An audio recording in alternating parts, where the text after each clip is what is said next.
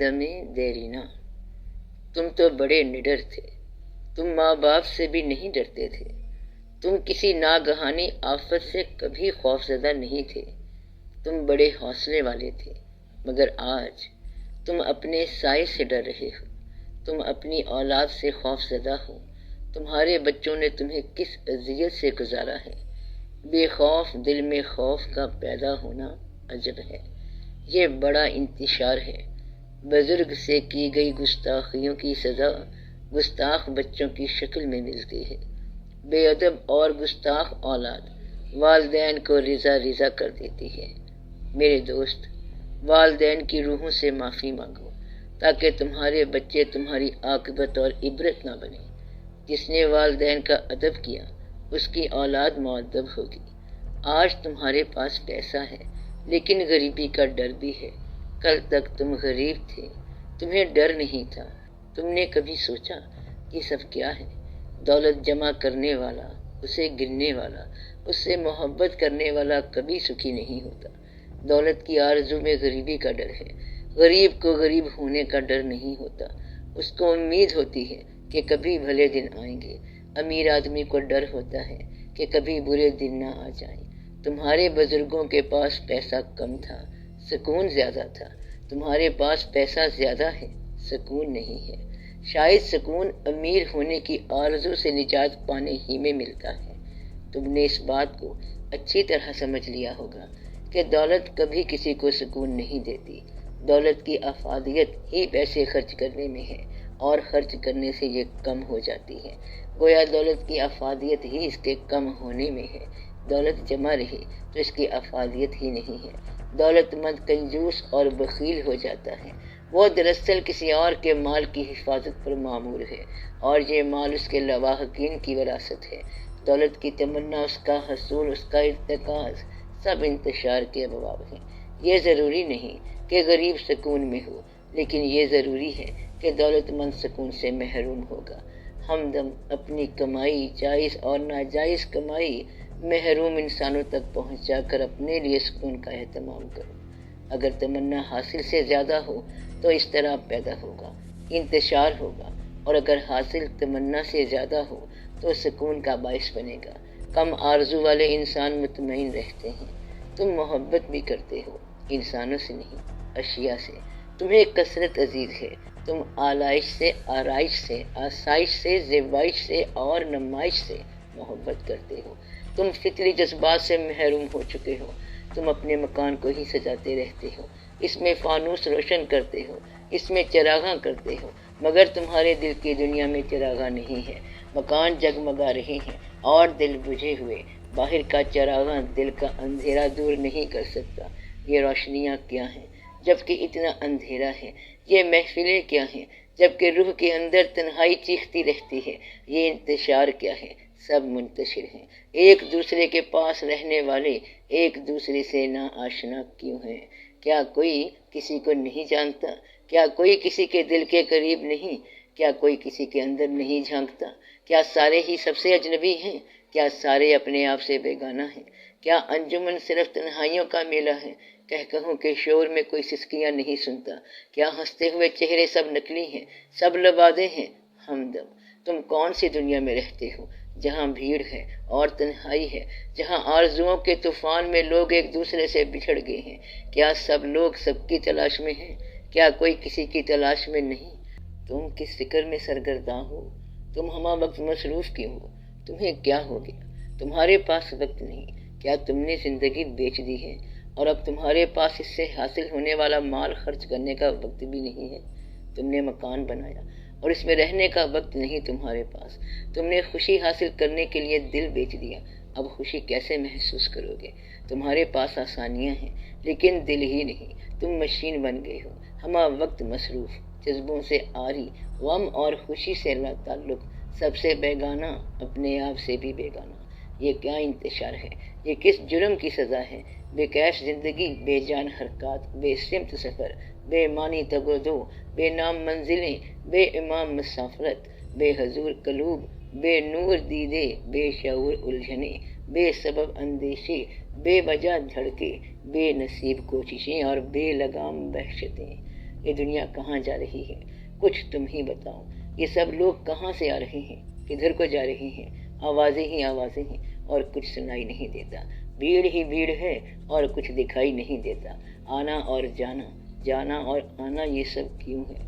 انسان کماتا ہے تاکہ زندہ رہے اور زندہ رہتا ہے تاکہ کماتا رہے، یہ کیا ہے؟ تم اس جہانی رنگ و بو میں کیسے گزر کر رہے ہو؟ تم نے شاید سوچنا چھوڑ دیا، اچھا کیا۔ سوچنا بہت بڑی بیماری ہے، ایسی بیماری جس کا علاج نہیں ہے۔ سوچنے والے کو کبھی رات کو سورج نظر آتا ہے، کبھی دن کو تارے نظر آتے ہیں، وہ ہر شے کو ایک اور زاویے سے دیکھتا ہے۔ سوچنے والا الفاظ کے معنی ہی نہیں، معنی کے چہرے بھی دیکھتا ہے، اور پھر ان چہروں سے محو کلام ہوتا ہے۔ چہرے کے معنی اور معنی کے چہرے، عجب بات ہے، لیکن یہ کوئی بات نہیں۔ سوچنے والوں کی دنیا دنیا والوں کی سوچ سے الگ ہے۔ سوچنا اور ہر وقت سوچنا ہلاکت ہے۔ تم نے اچھا کیا کہ تم سوچ سے نکل گئے، اب تم عمل ہی عمل ہو، بے وجہ اور بے نتیجہ عمل، لیکن تم مصروف ہو۔ شاید تم مصروف رہنے کو کامیابی سمجھتے ہو، مصروف، ہمہ وقت مصروف، مشین کی طرح، دریا کی طرح، چیونٹی کی طرح، گردش افلاک اور گردش حالات کی طرح۔ تم سوچ میں وقت ضائع نہیں کر سکتے، کیونکہ وقت قیمتی ہے اور اس کی قیمت تم وصول کر چکے ہو۔ تمہیں حرکت دینے والی طاقت کا نام ضرورت ہے، اور ضرورت کا پجاری کثرت پرست ہوتا ہے۔ کثرت پرست کو سوچ، تدبر اور فکر مل ہی نہیں سکتے۔ تم جس دنیا میں ہو اس میں وہی کچھ ہے جو ہے، لیکن کبھی کبھی جب ضرورت ساتھ چھوڑ دے اور عمل کی قدرت نہ رہے تو اس بات پر غور کرنا کہ یہ سب کس کے لیے؟ اگر یہ سب کچھ اس لیے اکٹھا کیا ہے کہ اسے چھوڑ دیا جائے تو اکٹھا کرنے کا فائدہ، اور یہ ممکن ہی نہیں کہ اسے نہ چھوڑا جائے۔ یہ عجیب بات ہے کہ محنت کی عادت قائم رہے بھی تو انسان کی طاقت کم ہونا شروع ہو جاتی ہے۔ اس کا سفر جاری رہتا ہے لیکن سفر کی رفتار مدھم ہو جاتی ہے۔ آنکھیں محفوظ رہتی ہیں لیکن بینائی غیر محفوظ ہے۔ اس کا آنگن پھولوں سے بھرا ہوتا ہے لیکن وہ رنگوں اور خوشبوؤں کے طلسمات سے لطف اندوز ہونا بھول چکا ہوتا ہے۔ اس کے دسترخوان کشادہ ہوتے جاتے ہیں لیکن اس کا ذائقہ ختم ہو چکا ہوتا ہے۔ وہ زندگی بھر کتابیں اکٹھی کرتا ہے کہ کبھی فرصت ملی تو پڑھیں گے، لیکن جب لائبریری مکمل ہوتی ہے تو زندگی بھی مکمل ہو جاتی ہے، اور اس طرح کتابوں کا مالک ہونے کے باوجود کتابوں سے نا آشنا ہی رہتا ہے۔ ہمدم، زندگی بڑی طویل ہے لیکن زندگی بڑی مختصر بھی ہے۔ نہ گزرے تو ایک لمحہ بھی نہیں گزر سکتا، صدیوں تک ایک لمحہ نہیں گزرتا، اور اگر گزرنے لگے تو صدیاں ایک لمحے میں سمٹ کر گزر جاتی ہیں۔ اسی طرح جس طرح ہجر کا لمحہ اور وصال کی صدیاں، یہ زندگی عجب ہے، نہ سوچو تو کٹتی ہی چلی جاتی ہے، اور اگر سوچنے لگو تو وقت ٹھہر جاتا ہے، گردشیں رک جاتی ہیں۔ ماضی، حال اور مستقبل صاحب فکر کے سامنے ایک لمحے میں سمٹ جاتے ہیں۔ ایسا لمحہ جس میں وہ پرانے کاغذ، پرانے خطوط، جن میں پرانے چہرے اور پرانی آنکھیں لکھی ہوتی ہیں، اچانک ایک نیا لباس پہن کر نئے معنی سے نئے سفر پر ہم سفری کی تمنا کرتے ہیں۔ وہ جو نہیں ہوتے ہوتے ہیں اور جو ہوتے ہیں نہیں ہوتے، اور اس طرح ہونا اور نہ ہونا شروع ہو جاتا ہے۔ ہمدم، یہ سب سوچ کے طلسمات ہیں، فکر کے کرشمے ہیں، تمہاری دنیا سے دور، تمہارے جہاں سے الگ، تمہارے زمانے میں، لیکن تمہارے زمانے سے باہر، تمہارے شب و روز میں حاصل اور محرومی ہے، لیکن صاحبان فکر کے ہاں نہ سود ہے نہ زیاں ہے، وہاں مسلسل خلش ہے، مستقل تپش ہے، مدام آتش۔ اس لیے تم اپنے سفر پر گامزن رہو، تم اپنے شب و روز کو پریشان نہ کرو، تم کماتے جاؤ اور کھاتے جاؤ، کھاتے جاؤ اور کماتے جاؤ، ہمیشہ ہمیشہ کے لیے۔ تمہارے آنگن میں پھول کھلیں، تمہارے مکانوں میں چراغاں رہے، تمہارے شہروں میں میلے قائم رہیں، اور تمہارا دل کی بات بس دل ہی میں رہنے دو۔ عیاں تھا جس کی نگاہوں پہ عالم اسرار، اسے خبر نہ ہوئی کیا ہوا پسے دیوار۔ یہ کیا غضب کہ مجھے دعوت سفر دے کے، کڑکتی دھوپ میں آنکھیں چرا گئے اشجار۔ وہاں ہوئی ہے مسخر خلا کی پہنائی، یہاں دھری ہے ابھی تک مزار پر دستار۔ میں کتنی صدیوں سے اس انتظار میں گم ہوں، الہی اب تو مسیحا کو آسماں سے اتار۔ وہ جس نے توڑ دیا جام آرزو واسط، اسی کے نام سے منسوب ہیں میرے اشعار۔ آرزو، انسان جب تک زندہ ہے بے آرزو نہیں ہو سکتا۔ شاید آرزو ہی زندگی ہے۔ ہر انسان صاحب آرزو ہے، ہر دل آرزو پیدا کرتا ہے۔ آرزو نہ ہو تو زندگی بے معنی ہو کر رہ جائے۔ آرزویں انسان کو بے بس کر دیتی ہیں۔ انسان اپنی آرزوؤں کے حصار میں اس طرح جکڑا جاتا ہے جیسے شہد میں مکھی، اور پھر انسان ڈوبتا ہی جاتا ہے۔ ایک آرزو کا تعاقب کرتے ہمیں دوسری آرزو سے متعارف کراتا ہے، اور اس طرح سلسلہ در سلسلہ زنجیر بنتی چلی جاتی ہے، اور اس سے نجات کی راہ ممکن ہی نہیں ہے۔ ہماری زندگی کی اکثر وابستگیاں آرزو کے دم سے ہیں۔ محبت آرزو قرب محبوب کا نام ہے، نفرت آرزو فنائے عدو ہے۔ حصول زر آرزو آسائش ہے، اسی طرح عبادت آرزو تقرب حق ہے۔ غرض کے ہر عمل کے ساتھ آرزو کا وابستہ ہونا لازمی ہے۔ بے آرزو عمل مجبوری ہے، لاچاری ہے بلکہ بیماری ہے۔ آرزو مر جائے تو اس کی لاش سے نئی آرزو پیدا ہوتی ہے۔ یہ وہ ککنس ہے جو جلتا ہے اور اپنی راکھ سے نئی ککنس کا جنم دیتا ہے۔ آرزو تلاش پیدا کرتی ہے اور تلاش سفر پیدا کرتی ہے۔ سفر انسان کے لیے نئے نئے مسائل پیدا کرتا ہے، اور ان مسائل کے حل کے لیے نئی تلاش شروع ہو جاتی ہے، اور اس طرح چلتے چلتے راستہ بدل جاتا ہے، اور انسان حیران و پریشان سوچتا ہے کہ اس نے جو چاہا تھا وہ یوں تو نہ تھا۔ وہ غور کرتا ہے کہ اس نے جو خواب دیکھا تھا اس کی تعبیر کا سفر ایک نیا خواب بن کر سامنے آیا ہے، جو اپنے لیے کسی نئی تعبیر کا انتظار کرے گا۔ نیا خواب پرانے خواب سے مختلف ہوتا ہے، اور نئی تعبیر اتنی ہی دور ہوتی ہے جتنی پہلے خواب کی۔ آرزوؤں کے سلسلے در سلسلے اتنے پیچیدہ ہیں کہ ان سے نکلنا یا ان کو سمجھنا دشوار ہے۔ ہماری اکثر آرزویں ضرورت کی آرزویں ہیں، مثلاً خوراک، مکان، لباس۔ ہر آدمی خوراک کا محتاج ہے۔ خوراک صرف روٹی کا نام نہیں جس سے ہم پیٹ بھرتے ہیں۔ خوراک نکاح کے لیے نظارے کی تمنا بھی ہے۔ آنکھ کی خوراک حسین منظر ہے، ذہن کی خوراک حسن خیال ہے، دل کی خوراک پرتوے جمال ہے، روح کی خوراک ذوق خود آگہی کے ساتھ ساتھ لطافت احساس حقیقت ہے۔ ہر اشتہا خوراک کی تلاش پر مجبور کرتی ہے۔ ہم جس کیفیت میں ہوتے ہیں ویسے ہی خوراک کی ضرورت ہوتی ہے، اور اس ضرورت کو پورا کرنے کے لیے انسان سرگرداں ہوتا ہے۔ یہ آرزو ہماری سرشت میں ہے، فطرت میں ہے۔ جس بہشت میں ضرورت شجر ممنوع ہو، اس بہشت سے انسان جلد ہی نکل جانا پسند کرتا ہے۔ انسان بہشت چھوڑ دیتا ہے لیکن آرزو نہیں چھوڑتا۔ آرزوؤں پر پہرا، جبر، قدغن ممکن ہی نہیں۔ کوئی کسی کی خوراک کی ضرورت پوری کیے بغیر اس سے خوراک کی آرزو چھین نہیں سکتا۔ خوراک کی ضرورت کو پورا کرنے کے لیے انسان کو بڑی بڑی صفات عطا کی گئیں۔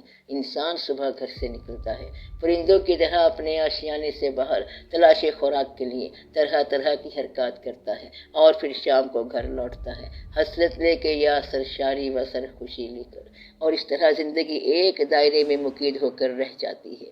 اس ضرورت کی خواہش کی تکمیل کو انسان کامیابی کہتا ہے۔ پھر ایک دن اسے ایک نئی صورتحال سے تعارف ہوتا ہے اور محسوس کرتا ہے کہ یہ ضرورت ہی اس کی واحد ضرورت نہیں، اسے کچھ اور بھی چاہیے۔ اس طرح پرانی آرزو ایک نیا جذبہ بن کر ابھرتی ہے، اور انسان پھر مصروف ہو جاتا ہے۔ ایک نئے انداز کے ساتھ وہی پرانا انسان نئی حرکت میں نظر آتا ہے۔ مکان میں رہنے کی آرزو، اپنے ذاتی مکان کے حصول کی آرزو انسان کو بے چین کر دیتی ہے۔ وہ مکان بناتا ہے، کیسے کیسے جتن کرتا ہے، کہاں کہاں سے کیا کیا کچھ اکٹھا کرتا ہے۔ انسان سکون کی خاطر بے سکون ہوتا ہے، آرام کی تمنا میں بے آرام ہوتا ہے، اور کبھی کبھی قیام گاہ کی خاطر سفر اختیار کرتا ہے۔ وطن میں خوبصورت آستانہ بنانے کے لیے بے وطن ہونا بھی گوارا کر لیتا ہے۔ یہ آرزو بڑے رنگ دکھاتی ہے۔ عمر پردیس میں گزر جاتی ہے، اور امید یہ کہ دیس میں رہائش باعزت ہو۔ پردیسی دور سے گزرنے والے طیاروں کو سلام کہتا ہے کہ وطن کی ہواؤں کو سلام۔ آرزو انسان کو کیسے کیسے دن دکھاتی ہے اس کا جاننا مشکل نہیں۔ ایک بہتر مستقبل کی آرزو حال کو بدحال کر دیتی ہے، اور پھر مستقبل اسی حال کا حصہ بن کے رہ جاتا ہے۔ انسان سماج میں عزت چاہتا ہے، وقار چاہتا ہے، سرفرازی چاہتا ہے، اسی لیے تو محنت کرتا ہے۔ اس کا مرتبہ اس کو عزت نہ دلائے تو یہ محنت بھی رائے گاں ہو جاتی ہے۔ وہ لوگوں کو اپنے ماتحت کام کرتا دیکھ کر اپنے آپ کو اپنے قد سے بڑا سمجھنے لگ جاتا ہے۔ لیکن یہی لوگ جو اس کے ماتحت ہیں اس کی عزت اور شہرت کو گھن کی طرح کھا جاتے ہیں۔ اس کے پاس سماجی مقام ہوتا ہے لیکن عزت نہیں۔ شاید عزت سماج پر روب کا نام نہیں، سماج کی خدمت کا نام ہے، اور خدمت کے لیے اور طرح کی آرزو چاہیے۔ سیاست کے میدان میں ہم دیکھتے آ رہے ہیں کہ حکمرانی کی خواہش اور تخت و تاج کی آرزو کیا انجام لاتی ہے۔ یہ آرزو کہاں کہاں سے گزرتی ہے۔ عزت کی آرزو کوئے ملامت سے بھی گزرتی ہے۔ لوگوں کو مرعوب کرنے اور متاثر کرنے کی آرزو انسان کو ہلاک کر دیتی ہے، اور وہ نہ لوگوں کو مرعوب کر سکتا ہے نہ متاثر۔ یہ لوگ بس عجیب لوگ ہیں، جہاں یہ بے فیض فوقیت دیکھتے ہیں بس وہیں سیکھ پا ہوتے ہیں۔ ان پر احسان انہیں جتا کر کیا جائے تو بھی یہ ناپسند کرتے ہیں۔ لوگوں کو ممنون کرنا ان پر ظلم کرنا ہے۔ لوگ تو اس مالک کا بھی شکریہ ادا نہیں کرتے جو انہیں مفت بینائیاں عطا کرتا ہے اور ان کے دیکھنے کے لیے نظارے پیدا کرتا ہے، جو آسمانوں سے می برساتا ہے اور اس سے خوراک مہیا کرتا ہے۔ لوگ حصول نعمت کو اپنا حق سمجھتے ہیں اور دینے والے سے تعلق اتنا ہی ہے کہ وہ دیتا چلا جائے اور لوگ لیتے چلے جائیں۔ وصولی کی رسید اور شکریہ کی ضرورت نہیں، بہرحال عطا کرنے والے کی آرزو عطا کرنا اور حاصل کرنے والے کی آرزو حاصل کرنا۔ اس میں روب کس بات کا؟ یہی تو انسان اور خدا میں فرق ہے۔ وہ دیتا ہی چلا جاتا ہے، غافلوں کو، کافروں کو، منکروں کو، بلکہ ہر ایک کو، بد و نیک کو۔ اس کی رحمت آسمان کی طرح سب پر چھائی ہوئی ہے، لیکن انسان کسی کو راستہ بتائے تو ساتھ ہی اپنا تعارفی کارڈ اس کو دیتا ہے کہ مجھے اس پتے پر خط لکھنا۔ خدا خدا ہے اور انسان انسان۔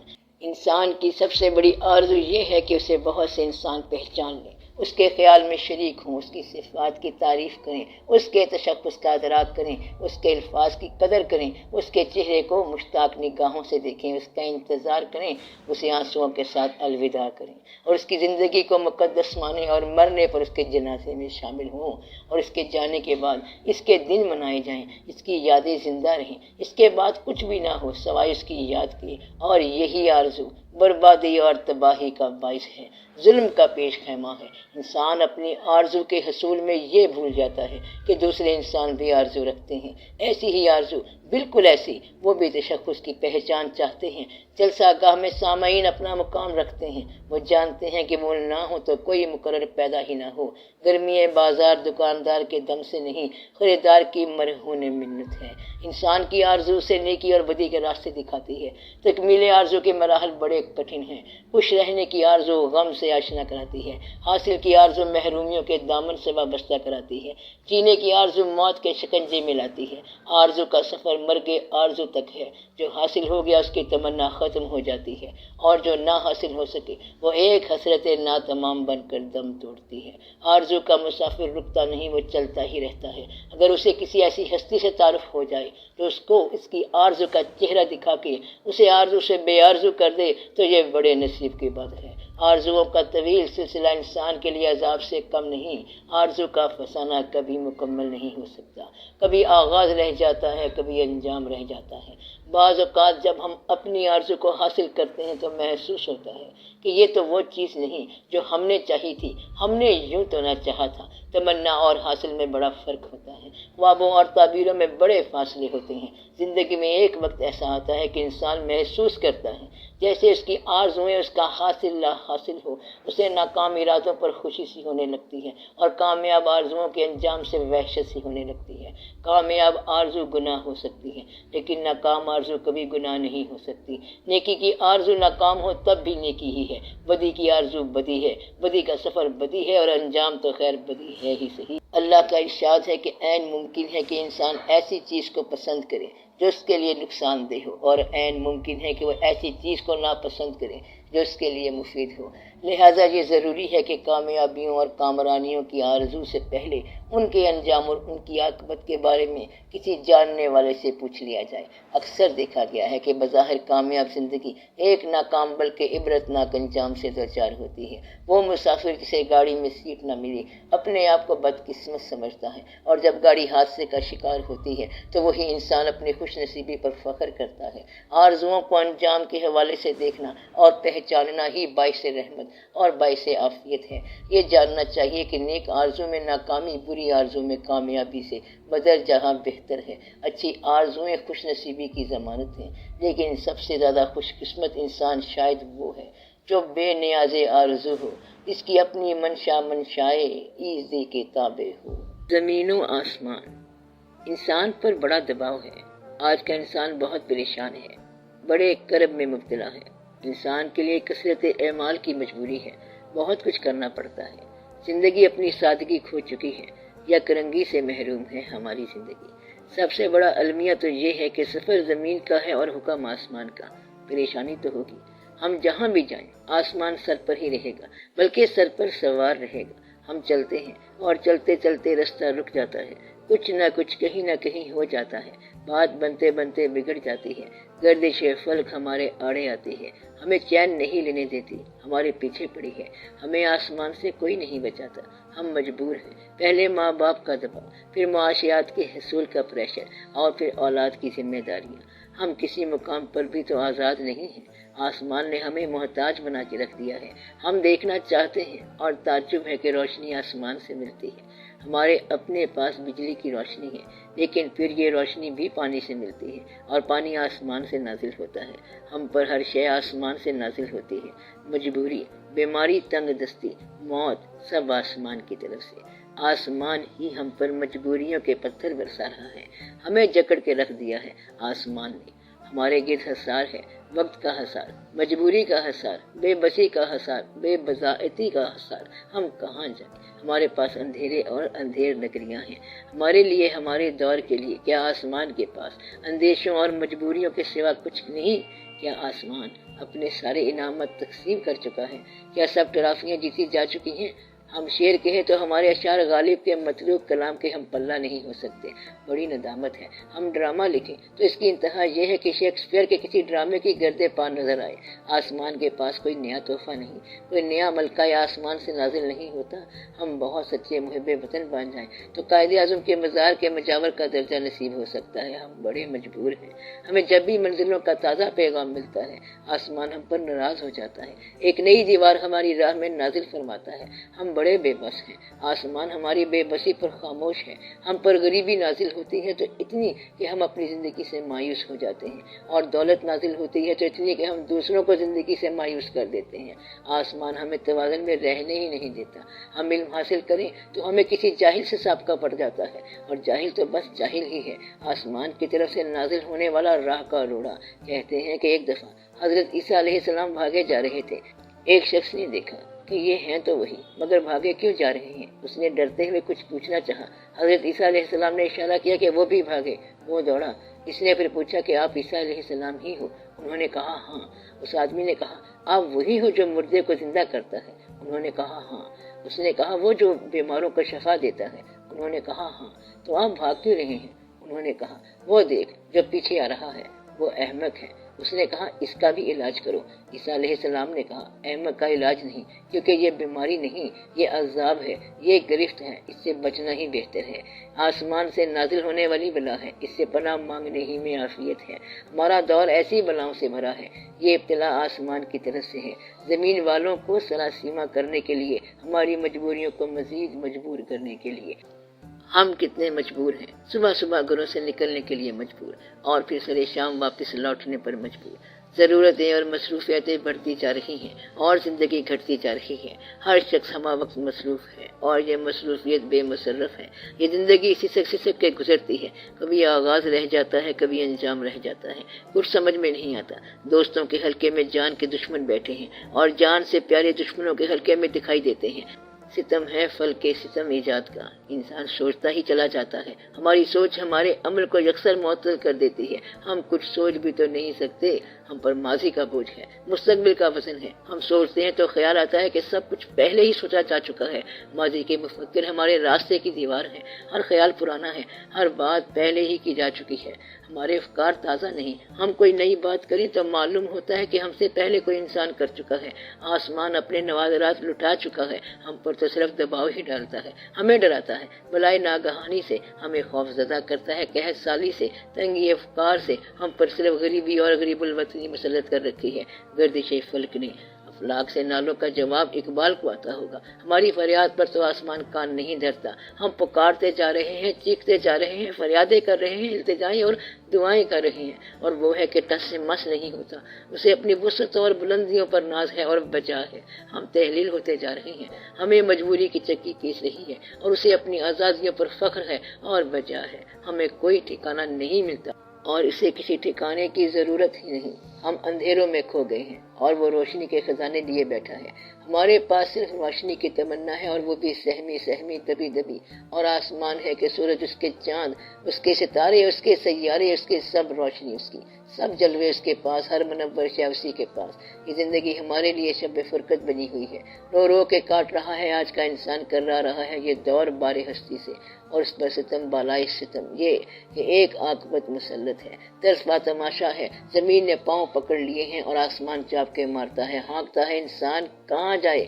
आदमी पर बड़े आलाम है, बड़े मसाइब हैं, कड़े सफर है, काले कोसों की राह है। राह गुजारे हयात में नखलिस्तान नहीं मिलता, तूफानी समंदर में जजीरा आफियत का जजीरा नहीं है। अजनबी हजूम साथ चल रहा है, अपना कोई नहीं, इंसान खुद अपना नहीं, लेकिन उसके दिल में हसारे वक्त की मजबूरियों को तोड़ने की कुव्वत पिन्हा है।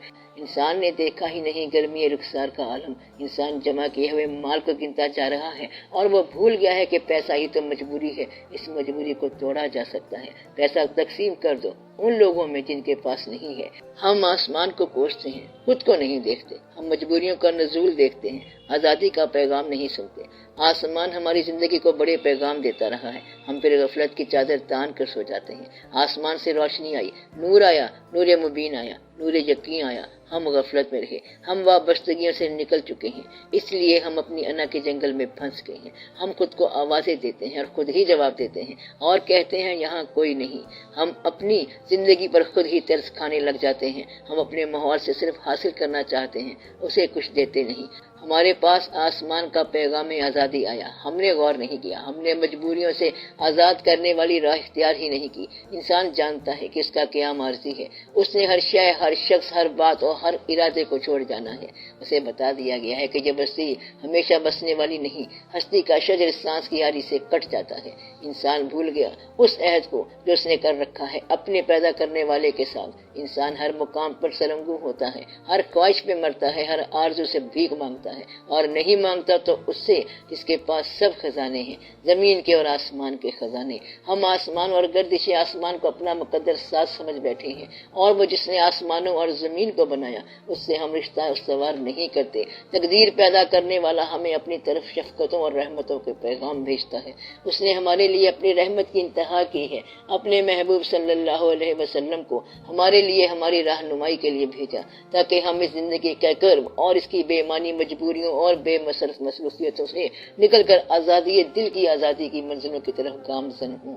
हम जरूर जमीन पर रहते हैं, हम अपनी पेशानी जमीन पर रखते हैं तो जवाब आसमान से आता है। दुनिया ने हमें हमारे अकीदे से मुतज़ल्ज़िल किया है, हम बिला सबब उलझ गए, हर वक्त गिला करते हैं, शिकवा करते हैं, शिकायत करते हैं, ख्वाहिशात का अंबार लगाते हैं, और फिर सुकून कल्ब के ना होने का शिकवा। हम क्यों नहीं उस राह पर चलते जो राह सीधी है, जिस राह पर चलकर ही सुकून मिलेगा। हम क्यों नहीं उसके हुक्म को मानते। जिंदगी का हुस्न नजरों से ओझल हो गया, हम अपने अजीम मोहसिन सल्लल्लाहु अलैहि वसल्लम का एहसान भूल गए। हम अपने रहनुमा, अपने महबूब रहनुमा के नक्शे कदम पर क्यों नहीं चलते। हमने बेशुमार रहबर बना लिए, कसरत कायदीन ने क़यादत का मफहूम हमसे छीन लिया। हम जो कुछ ज़बान से कहते हैं दिल से उसकी नफी कर देते हैं, और फिर वही हाल यानी बुरा हाल होता है। जब हम अपनी सदाकत से महरूम हों तो ये कैसे हो सकता है कि दीन सादिक से हमें सुकून मिले। ये दीन सच्चे इंसानों के लिए है। ये सच का रास्ता है, आज़ादी का रास्ता। हर झूठ से आज़ादी, हर तसना से आज़ादी, हर फरेब से आज़ादी, हर ऐसी ख्वाहिश से आज़ादी जो हमें बाद में परेशान करे। हम अपनी परेशान नजरी का इलाज नहीं करते, अपनी परेशान हाली का रोना रोते हैं। हम शिकम को दिल पर तरजीह देते हैं। सुकून कैसे मिले। हम अपने दिमाग को अपना रहनुमा मान लेते हैं, और ये दिमाग नींद के गलबे से नहीं बढ़ सकता। एक मामूली ख्वाहिश दिमाग को परेशान करके रख देती है। मालिक का हुक्म ना मानकर हमें बड़े हुक्म मानने पड़ते हैं। उसकी अताअत न करने से हमें बड़ी बड़ी अताअतें करनी पड़ती हैं। उसका सरदा ना करके हम अपनी आरजुओं के आगे सरदारीज हैं। जब तक उससे वाबस्ता ना हो इंसान आजाद नहीं हो सकता। एक जात की गुलामी ही हजार गुलामियों से निजात दे सकती है। آسمان ہمارے ساتھ ہے، ہمارے اشارے کے ساتھ ساتھ شرط یہ ہے کہ ہم اس کے ساتھ ہو جائیں، یعنی مالک کے ساتھ ہو جائیں۔ زمین والے اس سے تعلق نہ رکھیں تو آسمان کی گرفت میں ہیں، اور اگر زمین والے اس کے ہو جائیں تو آسمانوں کی وسعتیں گرد پا ہو جائیں۔ اللہ کے محبوب صلی اللہ علیہ وسلم زمین پر ہوں، آسمان اس زمین پر نثار، اور اگر اللہ کے باغی چاند پر پہنچ جائیں تب بھی وہ گرفت میں ہیں، شدید گرفت ہے۔ عمل کے تابع نہ ہو تو علم کے مطابق نہیں رہتا۔ راز کی بات تو یہ ہے کہ راز جاننے والے کا عمل ہی راز آشنائی کا ذریعہ ہے۔ عمل، ہر انسان مصروف عمل ہے، عمل ہی شاید زندگی ہے۔ حکم ہے کہ انسان کو محنت کرنے والا بنایا گیا، انسان محنت کرنے پر مجبور ہے۔ ہمہ حال سرگرم عمل رہنے والا انسان اپنے عمل سے اپنی زندگی کو بہتر بنانے کا خواہاں ہے۔ انسان مقصد کے حصول کے لیے بھاگتا ہے اور بھاگتا ہی رہتا ہے۔ ایک مقصد کی تلاش مختلف مقاصد کی آرزو بن کر عمل کی معنویت کو بے معنی کر دیتی ہے۔ ہم اپنے عمل کو صحیح مانتے ہیں لیکن عمل کے نتائج کی ذمہ داری قبول نہیں کرتے۔ انسان عمل کی کوشش کی جدوجہد کی چکی تلے پستا جا رہا ہے، اسے معلوم نہیں کہ اس کے پاؤں اسے کہاں لے جا رہے ہیں، دفتر سے دفتر تک، آخر کب تک۔ زندگی میں عمل جاری ہے، کولو کا بیل چل رہا ہے، چلتے چلتے عمر کٹ جاتی ہے اور فاصلہ طے نہیں ہوتا۔ ضرورتیں اور تقاضے بدلتے رہتے ہیں اور اس طرح عمل بھی تبدیل ہوتا رہتا ہے۔ انسان پلاننگ کرتا ہے مستقبل کی، روشن مستقبل کی، لیکن جب وہ مستقبل حال بنتا ہے تو شاید اتنا روشن نہیں ہوتا۔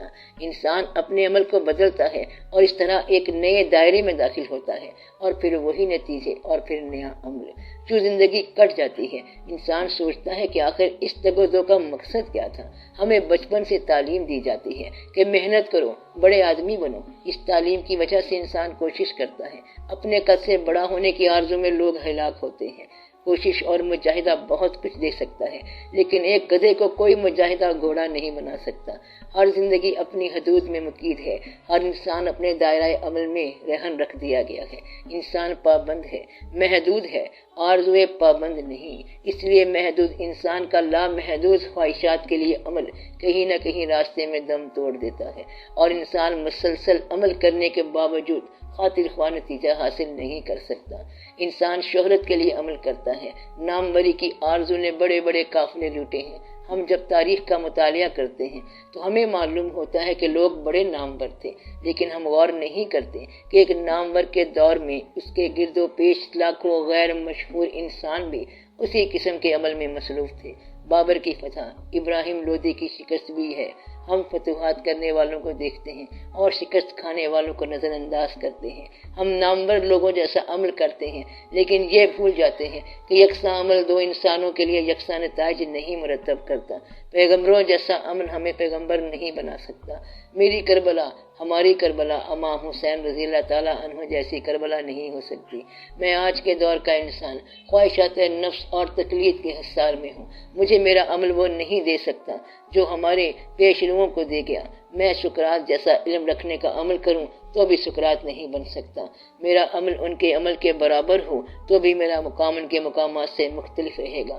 یہی عمل کی خامی ہے اور یہی عمل کی خوبی بھی۔ غور کرنے والی بات ہے کہ ہم ایک نئے دور میں پیدا ہوئے اور ہمارا عمل تقلید کے علاوہ نہ ہو تو ہم پرانے دور کے نتائج کیسے حاصل کر سکتے ہیں؟ اور پرانے دور کے نتائج کے حصول کی آرزو ہی کوتاہی فکر ہے۔ اگر فکر ہی صحیح نہ ہو تو عمل کیسے صحت مند ہو سکتا ہے؟ جہاں اللہ کریم کا حکم ہے کہ انسان اپنی صحیح سے ہی کچھ حاصل کرتا ہے، وہاں اس کے احکام کے اور رتبے ہیں۔ عمل کا جذبہ بھی اس کی عطا ہے، اور پھر عمل کی راہ میں کتنے حادثات آتے ہیں، کتنے ہی واقعات ہیں۔ ہمارا عمل درست بھی ہو تو ممکن ہے کہ کسی اور کا گروہ کا عمل ہمارے عمل کے نتیجے کو ختم کر دے۔ ہم تنہا زندگی بسر نہیں کر رہے، ہمارے ساتھ ایک زمانہ چل رہا ہے، ہر آدمی عمل کر رہا ہے۔ ہمارے عمل کی راہ میں دوسروں کے اعمال حائل ہوتے ہیں اور پھر نتیجہ وہی رہتا ہے کہ ہم نتیجے سے محروم ہو جاتے ہیں۔ طاقتور بادشاہوں کو کمزور عوام ایک جنبش میں اڑا کے رکھ دیتے ہیں۔ آج میرا عمل میرے پیش روؤں نے بھی مسدود کر رکھا ہے۔ قرآن و حدیث کے مقدس حوالوں تک ہی بات رہتی تو مبارک تھی، لیکن اب بات آگے نکل گئی ہے۔ امام غزالی رحمۃ اللہ سے لے کر حالی تک اور فقہا سے لے کر ہمارے اپنے رفقا تک ہر انسان صاحب ارشاد ہے، اور ان کے ارشادات نے ہمارے عمل کی آزادی پر پہرے بٹھائے ہوئے ہیں۔ مجھے میرے عمل نے صرف تقلید سکھائی ہے، میری آزادی صرف میری خاموشی ہے۔ امام غزالی کو غزالی بننے کے لیے کسی اور غزالی کی تقلید ضروری نہ تھی۔ سقراط تھا، ہر چند کے اس سے پہلے اور کوئی اس جیسا نہ تھا۔ تقلید کا عمل بے ثمر رہتا ہے۔ فطرت کو منظور نہیں کہ سب لوگ سقراط ہی بنتے جائیں۔ عمل اور شے ہے اور نصیب چیزیں وگر ایک راہ پر چلنے والے، ایک جیسا عمل کرنے والے الگ الگ نصیب لے کر آتے ہیں۔ بے عملی مقصود نہیں، صرف یہ وضاحت مراد ہے کہ اپنی حدود کو پہچانے بغیر عمل میں داخل ہونا ہلاکت کا باعث بھی ہو سکتا ہے۔ انسان ہزار محنت کرے بغیر وجدان کے شاعر نہیں ہو سکتا، اور جس کو وجدان عطا ہوا وہ محنت کے بغیر بھی شاعر ہے، اور یہ وجدان محنت سے حاصل نہیں ہوتا۔ ہم نے تاریخ میں بادشاہوں کو کرب و اندیشے میں مبتلا دیکھا ہے۔ سکندر اعظم عظیم تھا مگر بے وطن مرکز کا مسافر تھا۔ صاحب منزل بھی عمل کرتا ہے اور بھٹکا ہوا راہب بھی محنت کرتا ہے۔ ہمارا عمل گناہ اور ثواب مرتب کرتا ہے، ہمارا عمل ہمیں آسانیاں بھی عطا کرتا ہے اور دشواریاں بھی۔ گلاب ہے، عمل کرے یا نہ کرے کانٹا کانٹا رہے گا، چاہے کتنی ہی محنت کرے۔ عظیم انسان فطرت کا عمل ہے، ان کا اپنا عمل انہیں عظیم نہیں بناتا۔ پیغمبر بننے کا کوئی عمل نہیں، یہ منصب عطا ہے، امام عمل سے نہیں نصیب سے ہے۔ ارشاد ربانی ہے کہ ہم جسے چاہتے ہیں مملکت دیتے ہیں اور جسے چاہتے ہیں معزول و محروم کر دیتے ہیں۔ عمل بہانہ ہے، مقدر اٹل ہے۔ عقل اور نصیب نہ ہو تو عمل جہالت ہے۔ ریت میں ہل چلایا جائے، بیج بویا جائے اور اسے پانی کی بجائے چاہے خون دل ہی سے کیوں نہ سینچا جائے، وہاں کچھ نہ اگے گا۔ عمل ہے لیکن نتیجہ نہیں ہے۔ عمل سے زندگی میں جنت اور جہنم حاصل ہونے کا دعویٰ ہے، لیکن ہر عمل زندگی حاصل نہیں کرتا۔ ہر صاحب عمل جنت میں نہیں جاتا، ہر گناہ جہنم میں نہیں پہنچ جاتا۔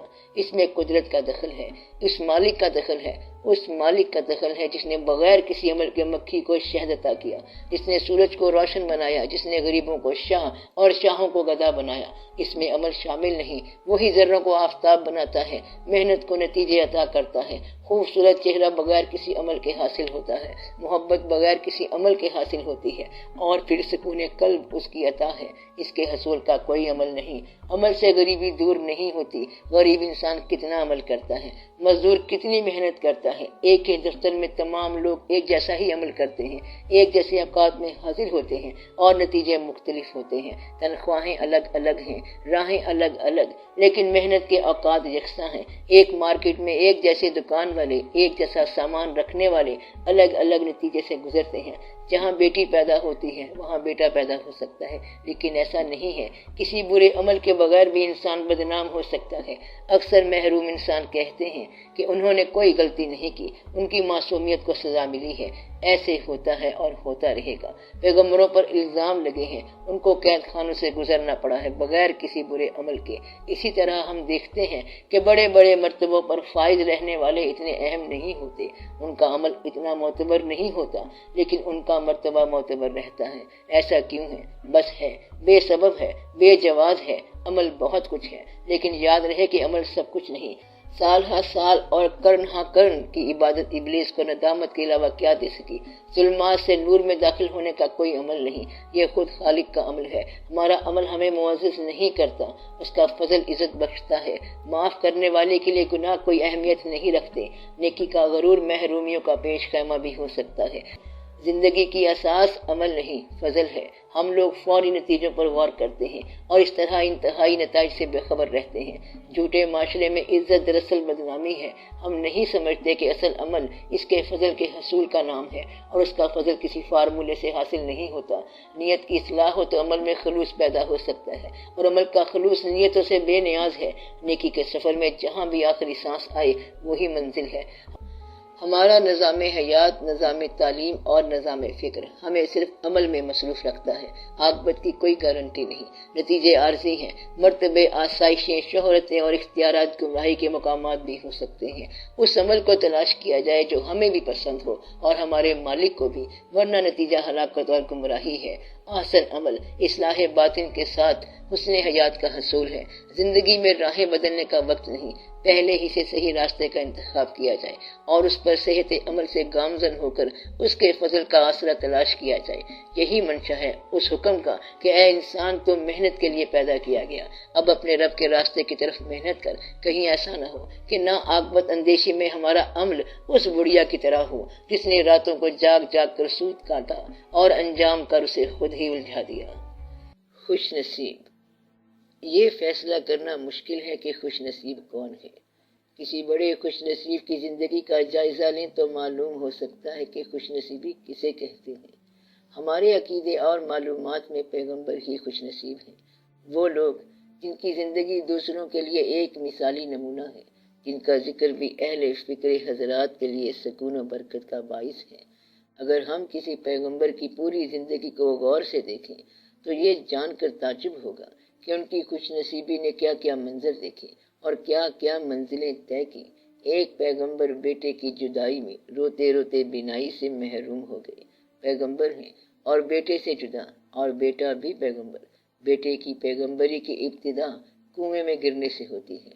خوبصورت اور خوب سیرت پیغمبر، بھائیوں کے ناروا سلوک سے آشنا، اور پھر بازار مصر ہے اور پیغمبر کو بیچا جا رہا ہے، اور پھر الزام تراشی اور قید خانہ کی صعوبت۔ معصوم ہے لیکن مقید، مصر کا مالک مصر کے قید خانے میں، عجب حال ہے۔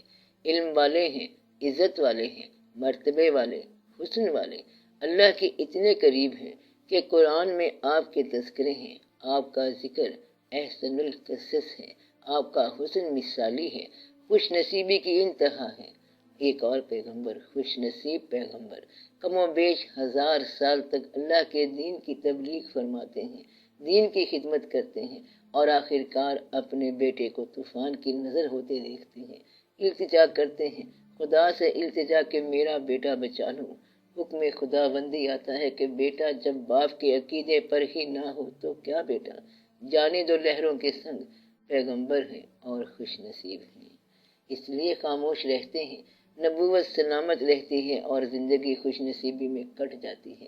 ایک اور پیغمبر مچھلی کے پیٹ میں نبوت لیے، تقرب لیے، خوش نصیبی ہے، لیکن مچھلی کا پیٹ بھی ہے۔ کسی پیغمبر کو آرے میں چیر دیا جاتا ہے، اف نہیں کی جاتی، کیونکہ اف کرنا خوش نصیبی کے خلاف ہے۔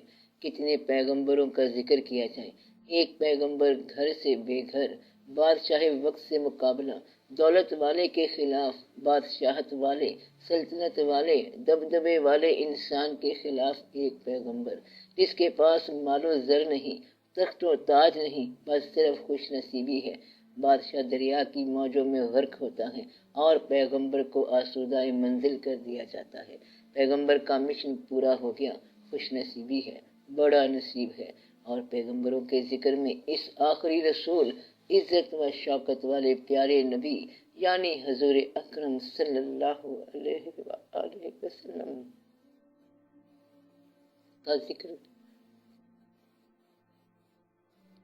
کیسے نہ آئے۔ آپ سے زیادہ دنیا میں کون خوش نصیب ہو سکتا ہے؟ ایک طرف اللہ اور اس کے فرشتے آپ صلی اللہ علیہ وآلہ وسلم پر درود بھیجتے ہیں، دوسری طرف دنیا میں آپ صلی اللہ علیہ وسلم کے جالسار آپ صلی اللہ علیہ وسلم پر درود و سلام اور نعت کے ہدیے پیش کرتے ہیں۔ آپ صلی اللہ علیہ وسلم ایسے خوش نصیب ہیں کہ اپنے تو اپنے بیگانے بھی آپ کو عقیدت کے نذرانے پیش کرتے ہیں۔ آپ اتنے خوش نصیب ہیں کہ جو آپ صلی اللہ علیہ وسلم کا غلام ہو گیا وہ بھی خوش نصیب کر دیا گیا۔ لیکن اور طلب بات یہ ہے کہ آپ صلی اللہ علیہ وسلم کی زندگی کس راہ سے گزری، آپ صلی اللہ علیہ وسلم پر کیا کیا وقت آیا، کون سے مراحل آئے۔ آپ صلی اللہ علیہ وسلم سلطان الانبیاء ہیں اور آپ صلی اللہ علیہ وسلم پر کوڑا پھینکا گیا۔ آپ باعث تخلیق کائنات ہیں اور آپ صلی اللہ علیہ وسلم پر زمین تنگ کر دی گئی، ہجرت پر مجبور ہو گئے۔ آپ صلی اللہ علیہ وسلم نے کفار سے پتھر کھا کر اپنے بہنے والے خون سے انہی کفار کے لیے دعائیں لکھی، کسی پر لعنت نہ بھیجی۔ خوش نصیبی کی انتہا ہے کہ پیوند والا لباس زیب تن ہے اور آسمانوں سے بلاوا آتا ہے کہ اللہ اپنے خاص بندے کو آج سیر کرائے گا، کیا کیا نہ دکھائے گا، کیا کیا نہ بتائے گا، کیا کیا نہ آشکار ہوگا، سب کچھ ہوگا۔ سب ماضی سے ملاقات ہوگی اور مستقبل کے بھی جلوے آشکار ہوں گے۔ امت کے لیے دعائیں منظور ہوں گی، رفتوں کی مسافت طے ہوگی۔ کعبہ قوسین بلکہ اس سے بھی آگے جلوہ جلوے کے روبرو ہوگا، آئینہ آئینے کے روبرو ہوگا۔ انسان اللہ کے قریب ترین ہوگا، ایسا قرب کہ نہ کبھی ہوا نہ کسی کو حاصل ہوگا، لیکن لباس میں پیوند رہے گا۔ خوش نصیبی وجود کا ظاہر نہیں، وجود کا باطن ہے۔ یہ بات ہمیں سمجھ میں نہیں آ سکتی کہ امام حسین رضی اللہ تعالیٰ عنہ کیوں خوش نصیب ہیں۔ آپ پر کربلا گزری اور یہ بہت بڑی کٹھن منزل تھی، کیا کیا نہ ہوا، کون سا غم تھا جو نہ ملا ہو، کون سا مرحلہ تھا جو نہ آیا ہو۔ مراحل ہی مراحل، مشکل ہی مشکل، خود مشکل کشا اور یہ ابتلا، مالک ذوالفقار کے اور پھر جلوے گردش روزگار کے۔ بڑے نصیب کی باتیں ہیں، تقرب کے صحیفے ہیں، زمین پر ہونے والا آسمانی کرشمہ، خود تماشا خود تماشائی، عجب صورتحال ہے۔ خوش نصیبی کی شرح دل پذیر اپنے خون سے رقم کر رہے ہیں۔ سید الشہداء نے خوش نصیبی کو وہ رنگ عطا کیا کہ کہنے والے برملا کہہ اٹھے، حقا کے بنائے لا الہ است حسین علیہ السلام۔ یہ سب حسین اوراق ہیں خوش نصیبی کی کتاب مقدس کے، یہ سب مقطعات ہیں خوش نصیبی کی الہامی کتاب کے۔ کون جانے اور کون سمجھے، علم کے مخفی خزانوں کی کنجیاں ہیں ان خوش نصیبوں کے پاس۔ ساقی کوثر ہیں اور دریا کے کنارے پر پیاسے ہیں، یہ سب راز ہائے سربستہ کی کرشمہ کاریاں ہیں۔ آج کا انسان کیا جانے کہ خوش نصیبی کیا ہے۔ آج کسی کو غریبی اور پیغمبری اکٹھی مل جائے تو وہ پیغمبری سے استعفیٰ دے دے۔ اگر آج کے انسان کو دولت اور خدا میں سے ایک کو چننا پڑے تو وہ دولت قبول کر لے گا۔ دل اور شکم کا قصہ تو اقبال نے فرما دیا کہ دل کی آزادی شہنشاہی، شکم سامان موت۔ آج کا انسان صرف دولت کو خوش نصیبی سمجھتا ہے اور یہی اس کی بد نصیبی کا ثبوت ہے۔ آج کا انسان یا مسلمان زندگی فرعون کی پسند کرتا ہے اور عاقبت موسیٰ کی۔ بد قسمت ہے آج کا انسان، آسائشوں کا گرفتار، نمائشوں کا پرستار، آرائشوں کا پجاری، آلائشوں کی بیماری میں کراہ رہا ہے۔ اس کا دل بجھ چکا ہے لیکن اس کے مکان میں کم کمی روشن ہے۔ وہ لذت وجود کی لعنت میں گرفتار ہے، اسے کسی بڑے مقصد سے تعارف نہیں، وہ صرف سینچریاں ہی بناتا ہے اور پھر کلین بولڈ ہو کر رخصت ہوتا ہے۔ آج ترقی کو مدعائے حیات سمجھا جا رہا ہے۔ ترقی کیسی ترقی، کس سے ترقی، کس پر ترقی؟ خوراک کی بجائے دوائی کھانے والا انسان کیا ترقی کرے گا؟ آسمان زیر قدم آ گیا، آسمانوں کی راہ ڈھونڈنے والا دل کی دنیا ویران کر چکا ہے۔ انسان انسان سے اجنبی ہے، اپنے آپ سے بیگانہ، مقصد حیات سے بے خبر، خوش نصیبی کے مفہوم سے نہ آشنا۔ خوش نصیبی کسی شے کا نام نہیں، سماجی مرتبے کا نام نہیں، بینک بیلنس کا نام نہیں، بڑے بڑے مکانوں کا نام نہیں۔ خوش نصیبی صرف اپنے نصیب پر خوش رہنے کا نام ہے، کوشش ترک کرنے کا مقصد نہیں۔ کسی خوش نصیب نے آج تک کوشش ترک نہیں کی، لیکن یہ کوشش با مقصد ہونی چاہیے۔ ایسی کوشش کہ زندگی بھی آسان ہو اور موت بھی آسان ہو، یہ دنیا بھی اچھی اور وہ دنیا بھی بہتر، ایسی زندگی کہ ہم بھی راضی رہیں اور ہماری زندگی پر خدا بھی راضی ہو۔ خوش نصیبی ایک متوازن زندگی کا نام ہے، نہ زندگی سے فرار ہو نہ بندگی سے فرار ہو، ایک ایسا انداز کہ نہ لالچ ہو نہ کنجوسی نہ بخل۔ لالچی انسان پیسے گنتا رہتا ہے، جمع کرتا ہے اور آخر کار عذاب کی گرفت میں آ جاتا ہے۔ کنجوس اپنی دولت کے استعمال سے محروم ہے، وہ کسی کے مال کی حفاظت کرتا رہتا ہے، استعمال کا حکم نہیں، اور بخیل اپنے مال سے کسی کو کچھ نہیں دیتا، وہ ایسا سورج ہے جس کی روشنی نہیں، ایسا دریا ہے جس میں پانی نہیں، ایسا انسان ہے جس میں انسانیت نہیں۔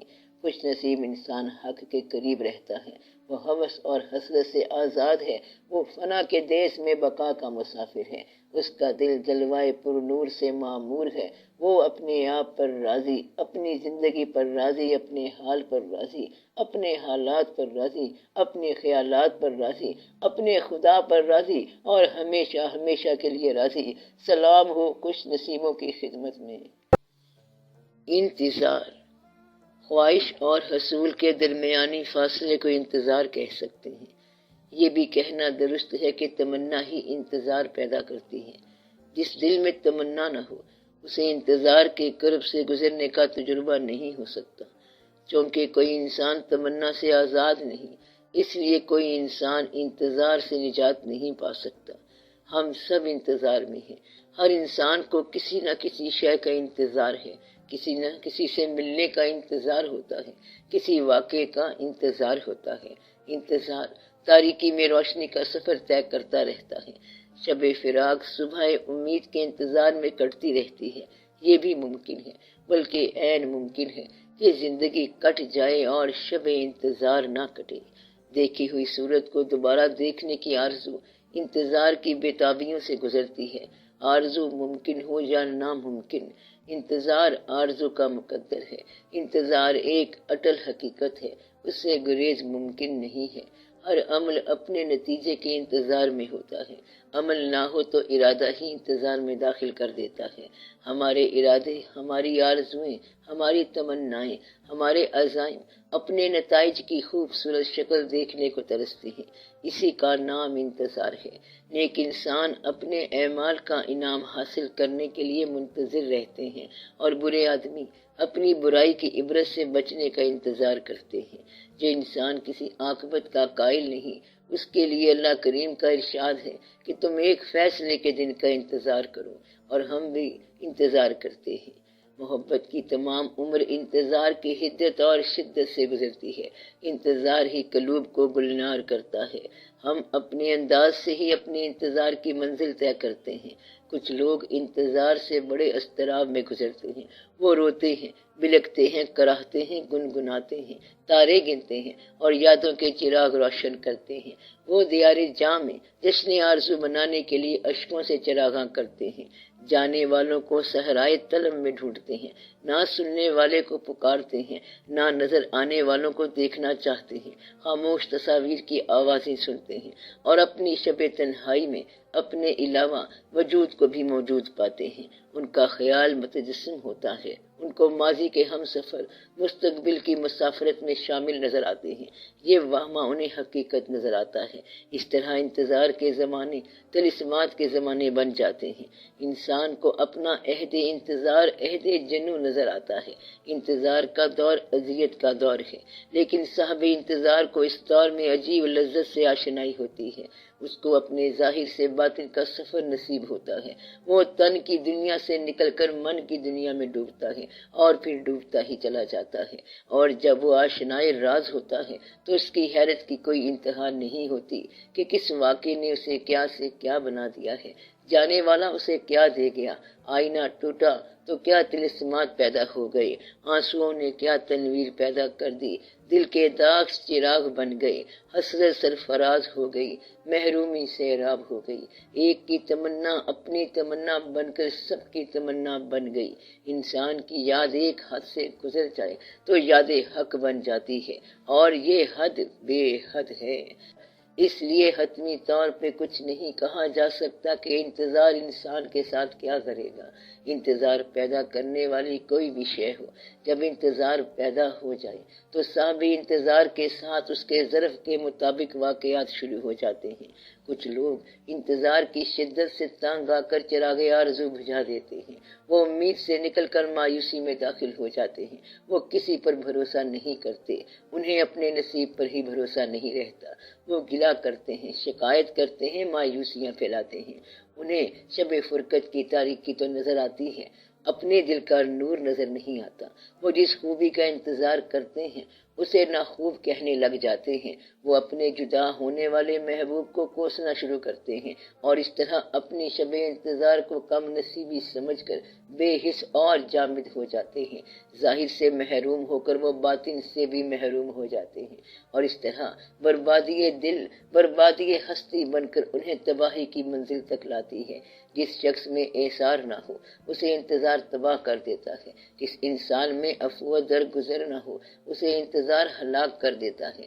اگر تمنا ہوس پرستی بن جائے تو انتظار عذاب ہے۔ اگر تمنا لطیف رہے تو انتظار کیف کی منازل طے کراتا ہے۔ انتظار ایک طاقتور منہ زور گھوڑے کی طرح ہے۔ اگر سوار کمزور ہو تو گر کر مر جائے گا، اور اگر سوار شاہ سوار ہو تو آسودہ منزل ہوگا۔ انتظار کا دائرہ محبت کی دنیا تک ہی نہیں، اس کے علاوہ بھی ہے۔ ہر وجود انتظار کرتا ہے، ہر ذی نفس انتظار میں ہے، ہر موسم آنے والے موسم کے انتظار میں ہے، ہر دور آنے والے دور کا منتظر ہے۔ ہم سب اپنے جانشینوں کا انتظار کرتے ہیں، حکمران آنے والی حکومتوں کے انتظار میں اپنا وقت پورا کرتے ہیں، محنتی انسان اپنی محنت کے معاوضے کا منتظر ہے، نوکر پیشہ لوگ تنخواہ کے دن کا انتظار کرتے ہیں، اور اس انتظار میں مہینہ گزارنے کے عذاب کو انتظار کہتے ہیں۔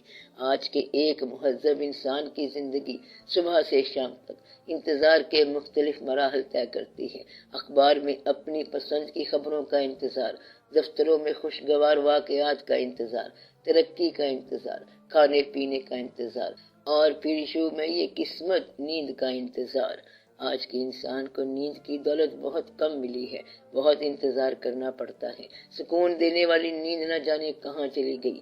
آج کل تو سکون دینے والی گولیاں ملتی ہیں۔ عذاب ہے، قیامت ہے، نیند تو محنت کا حق ہے، لیکن آج یہ حق دوائی کے بغیر نہیں ملتا۔ یا الہی یہ سب کیوں ہے؟ بہرحال انتظار انسان کو گھن کی طرح کھا رہا ہے، دل اور غم ایک دوسرے کو مل جل کر کھا رہے ہیں، اور یوں انتظار کے زمانے گزرتے جا رہے ہیں۔ آج کا انسان بھول گیا ہے کہ ہر انتظار کے بعد ایک نیا انتظار ہے۔ ہم اپنے حال کو مستقبل کا انتظار کہہ سکتے ہیں۔ یہ مستقبل ایک حد تک تو ہمیں قبول ہے، لیکن اس کے بعد کا مستقبل، یعنی ماں بعد کا مستقبل، ہماری زندگی اور ہماری سمجھ سے باہر ہے۔ ہم یہ نہیں سن سکتے کہ بڑھاپا جوانی کے انتظار میں ہے۔ ہم یہ نہیں کہہ سکتے کہ جوانی بڑھاپے کے انتظار کا نام ہے۔ ہم یہ سننے کو تیار نہیں کہ موت زندگی کے انتظار میں ہے۔ ہم یہ ماننے کو تیار نہیں کہ زندگی موت کے انتظار کا دوسرا نام ہے۔